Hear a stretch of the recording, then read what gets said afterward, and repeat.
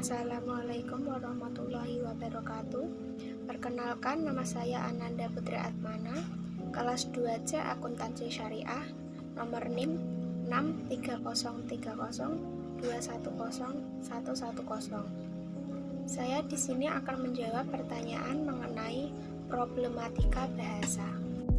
Pertanyaan pertama, sebagai pemakai bahasa, bagaimana sikap yang perlu dilakukan agar fungsi bahasa Indonesia secara alami dapat diterapkan kepada pemakai? Sikap yang perlu dilakukan yaitu 1.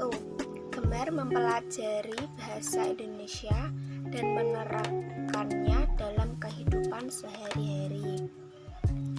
2. Menggunakan bahasa Indonesia dengan kehati-hatian atau tidak mencampur bahasa Indonesia dengan bahasa gaul. 3. Memberi contoh yang baik dalam penggunaan bahasa Indonesia kepada orang-orang di sekitar kita. 4. Membiasakan berbahasa Indonesia dengan baik dan benar. 5. Meminimalisir penggunaan bahasa asing saat berdialog.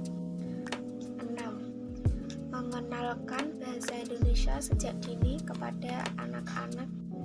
Selain sikap alami, adakah sikap proseduralnya, mengingat banyak siswa level dasar yang mendapatkan bahasa asing sebagai bahasa utama dan bahasa Indonesia sebagai bahasa kedua. Pertimbangkan pula saat ini kita berada di era globalisasi. Sikap yang harus dilakukan di era globalisasi yaitu bahasa Indonesia adalah identitas nasional bangsa Indonesia. Jadi, sebagai warga Indonesia, sepatutnya menjadikan bahasa Indonesia sebagai bahasa utama. Dengan menambah ilmu pengetahuan kita mengenai bahasa Indonesia.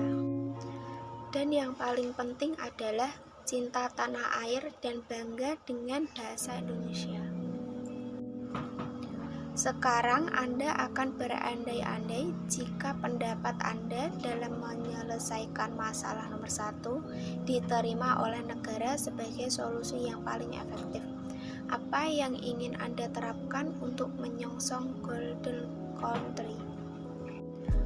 Solusi yang paling efektif yang akan saya terapkan untuk menyongsong Golden Country yaitu dengan mempopulerkan bahasa Indonesia ke internasional dengan mengadakan event atau lomba-lomba seperti debat, pidato, dan lainnya dengan menggunakan bahasa Indonesia.